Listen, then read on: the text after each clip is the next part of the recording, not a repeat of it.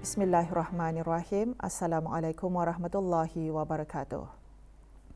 Kebawah Duli Yang Maha Mulia Paduka Seri Baginda Sultan Haji Hassan Al-Bolkiah Mu'izzuddin Wad Daulah Ibni Almarhum Sultan Haji Omar Ali Saifuddin Sa'dul Khairuddin, Sultan dan Yang di-Pertuan Negara Brunei Darussalam akan berangkat mengadakan keberangkatan negara ke Republik Peru yang dijangka pada 12 hingga 13 November 2024.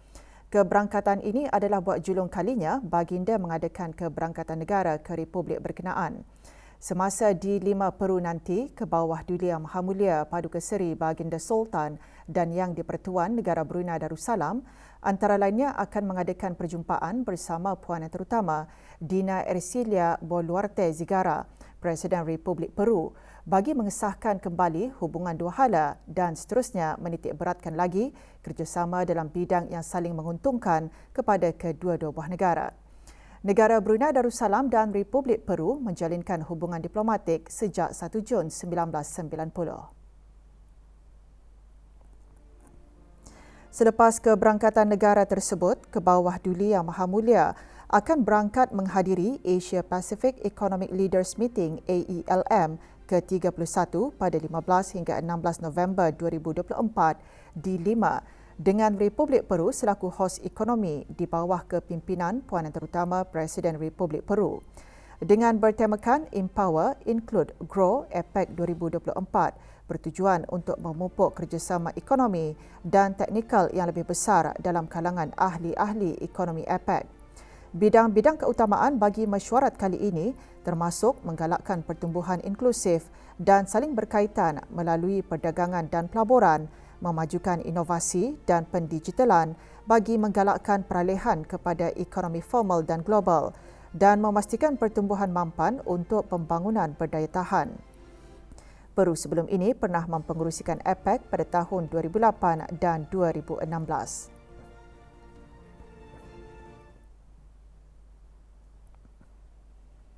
Pada menjunjung titah perintah Kebawah Duli Yang Maha Mulia Paduka Seri Baginda Sultan Haji Hassan Al-Bolkiah Mu'izzuddin Wad Daulah Ibni Almarhum Sultan Haji Omar Ali Saifuddin Sa'dul Khairuddin, Sultan dan Yang di-Pertuan Negara Brunei Darussalam, Pejabat Kebawah Duli Yang Maha Mulia Paduka Seri Baginda Sultan dan Yang di-Pertuan Negara Brunei Darussalam.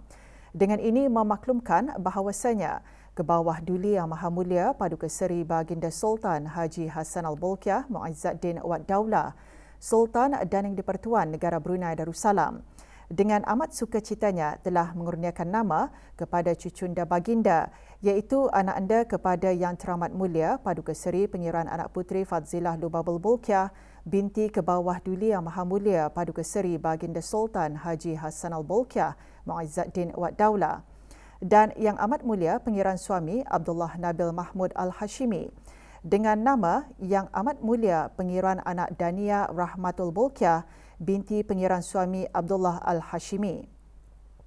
Kebawah Duli Yang Maha Mulia Paduka Seri Baginda Sultan Haji Hassan Al-Bolkiah Mu'izzuddin Wad Daulah, Sultan dan Yang di-Pertuan Negara Brunei Darussalam dan Kebawah Duli Yang Maha Mulia Paduka Seri Baginda Raja Isteri Pengiran Anak Hajah Saleha serta kerabat baginda seterusnya dengan sukacita mengurniakan ucapan terima kasih kepada semua yang terlibat semasa meluaran tersebut dan juga kepada semua yang telah menyembahkan perutusan tahniah dan ucap selamat berikutan dengan meluaran cucunda baginda itu pada hari Rabu 28 hari bulan Rabiul Awal 1446 bersamaan 2 hari bulan Oktober 2024 di Portland Hospital, London, United Kingdom jam 9.55 pagi waktu tempatan.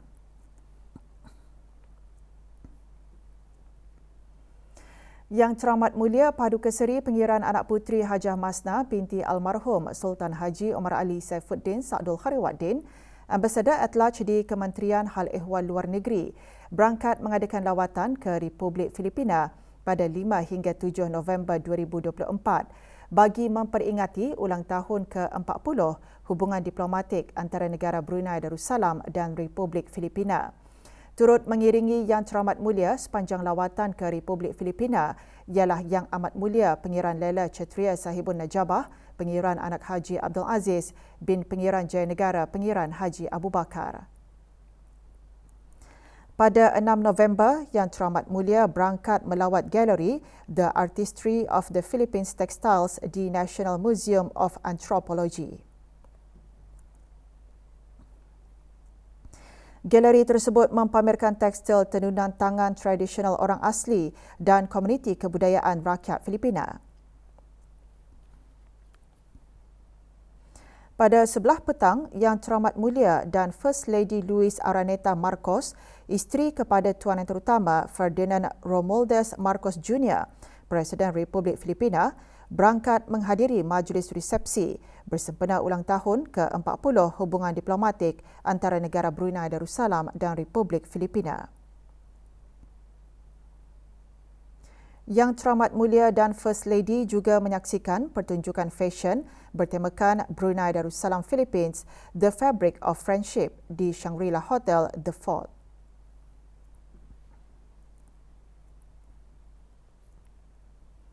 ...118 pegawai dan kakitangan Kementerian Hal Ehwal Dalam Negeri dan jabatan-jabatan di bawahnya yang telah bersara diraikan pada majlis penghargaan. Majlis diadakan di Kementerian Hal Ehwal Dalam Negeri. Penyampaian sijil disempurnakan oleh Yang Berhormat Datuk Seri Setia Awang Haji Ahmadin bin Haji Abdul Rahman, Menteri Hal Ehwal Dalam Negeri. Majlis menghargai jasa baik dan sumbangan para pegawai dan kakitangan sepanjang mereka berkhidmat di Kementerian Hal Ehwal Dalam Negeri dan jabatan-jabatan di bawahnya. Potensi negara Brunei Darussalam sebagai destinasi bagi pasaran ASEAN dan serantau diketengahkan semasa seminar pelaburan di Chennai, Republik India oleh Lembaga Kemajuan Ekonomi Brunei LKEB. Seminar berlangsung di ITC Grand Chola sempena bermulanya penerbangan langsung RB ke Chennai. Menghimpunkan lebih 100 ketua perniagaan dari Republik India dan negara Brunei Darussalam, seminar mengetengahkan peluang-peluang pelaburan ke arah mempelbagaikan ekonomi negara. Hadir Tuan Yang Terutama Datuk Paduka Haji Alaihuddin bin Pihin Orang Kaya di Gadong Sri Lela, Datuk Seri Utama Haji Awang Muhammad Taha, Pesuruhjaya Tinggi Negara Brunei Darussalam ke Republik India. Festival Inkubasi Universiti Brunei Darussalam UBD selama 4 hari InkuFest 2024 berakhir kemarin dengan penyampaian anugerah kepada pempamer terbaik dan projek inovatif terbaik. Penyampaian anugerah disempurnakan oleh Dr. Hazri bin Haji Kifli, Naib Chancellor UBD. World Dementia Month oleh UBD Brunei Successful Aging Initiative dari perspektif sains sosial memenangi pempamer terbaik. Sementara itu, Smart Fresh, Net Jaga, Hijrah dan Hasil memenangi projek inovatif terbaik. InkuFest 2024 mempamerkan 45 projek yang dibangunkan oleh pelajar inkubasi UBD pelajar tahun akhir dari Pusat Pengajian Sains, Digital dan Penyelidik. Ia adalah sebahagian daripada dedikasi UBD untuk memupuk bakat tempatan, menguasai inovasi dan menyokong keusahawanan. Buli siber merupakan salah satu bentuk buli yang berlaku melalui platform digital yang boleh memberi kesan mendalam kepada bangsa termasuk tekanan emosi, gangguan mental dan kemurungan.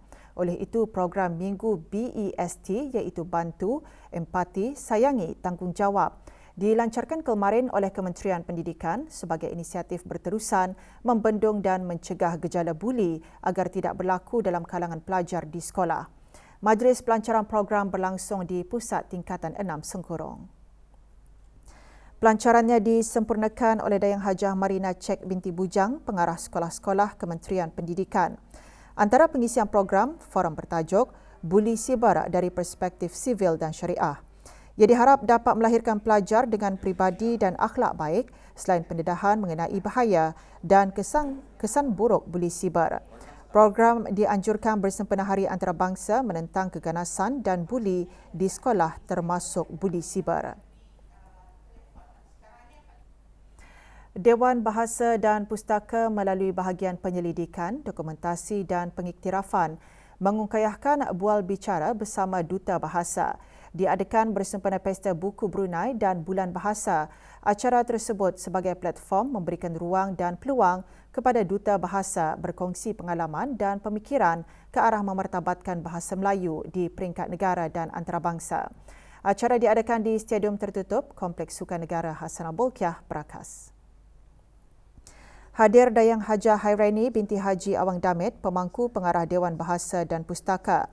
Bual bicara bersama Duta Bahasa berbentuk forum itu dibincangkan oleh beberapa ahli panel.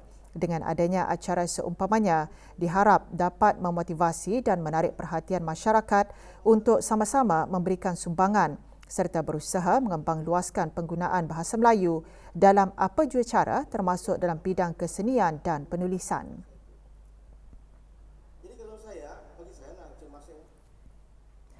Orang ramai terutamanya pelajar jurusan undang-undang kini mempunyai satu lagi buku rujukan dan sumber pengetahuan tentang Undang-Undang Keluarga Islam. Buku Bunga Rampai Undang-Undang Keluarga Islam dilancarkan kemarin di Stadium Tertutup Kompleks Sukan Negara Hassanal Bolkiah, Berakas. Pelancarannya disempurnakan oleh Dayang Hajah Hairaini binti Haji Awang Damit, pemangku pengarah Dewan Bahasa dan Pustaka. Buku tersebut adalah hasil karya Encik Muhammad Syahri Zulkifli, iaitu mantan peguam syar'i yang telah berkhidmat lebih 20 tahun di negara ini. Isi kandungan buku berkenaan membincangkan kes-kes di negara ini dan Malaysia.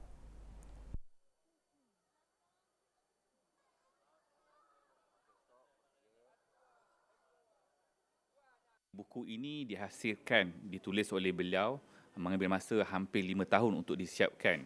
Jadi buku ini kami ambil peluang untuk menerbitkannya kerana kami memikirkan perkongsian-perkongsian yang ditulis oleh Tuan Syahri ini begitu bagus dan bermanfaat dan perlu dikongsikan kepada khalayak ramai. Buku yang diterbitkan ini ada 447 muka surat dan di dalamnya juga pengisiannya ada mempunyai 17 bab.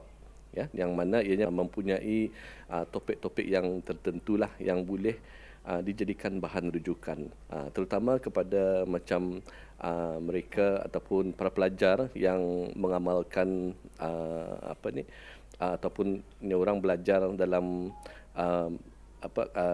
kursus undang-undangan. Seorang lelaki warga negara Bangladesh memeluk agama Islam dan melafazkan 2 kalimah syahadah dalam majlis pengislaman malam tadi. Majlis berlangsung di Masjid Rashidah Sa'datul Bolkiah, Kampung Sungai Akar. Sunas Chandra Sutradar, 26 tahun, kini dikenali sebagai Muhammad Anas bin Abdullah. Hadir Awang Haji Ahmad Abdul Salam bin Haji Abdul Rahman, penolong pengarah Pusat Dakwah Islamiah. Sejak awal Januari tahun ini hingga 6 November, 270 orang memeluk Islam di negara ini. Pusat Standard dan Akreditasi Brunei Darussalam PSABD, Kementerian Kewangan dan Ekonomi dengan kerjasama dua hala bersama Jabatan Standard Malaysia, Kementerian Pelaburan, Perdagangan dan Industri Malaysia mengadakan bengkel keperluan am untuk kecekapan makmal ujian dan kalibrasi. Bengkel diadakan pada 5 hingga 7 November di sebuah hotel di Gadong.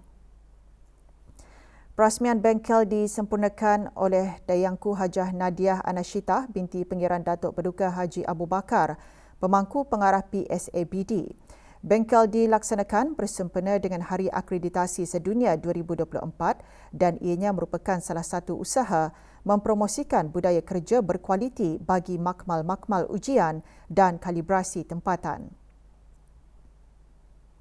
Bengkel dihadiri oleh 30 peserta, wakil-wakil daripada badan-badan penilaian konformiti yang berdaftar terdiri daripada jabatan-jabatan kerajaan, institusi pengajian tinggi dan syarikat-syarikat swasta. Bengkel diakhiri dengan penyampaian sijil kepada para peserta. Jelajah Kerjaya 2024 Anjuran Pusat Pekerjaan Brunei memberi peluang kepada orang ramai untuk berjumpa terus dengan pelbagai syarikat yang terlibat dan memohon jawatan kosong yang ditawarkan. Jelajah Kerjaya diadakan secara bergilir-gilir di keempat-empat daerah.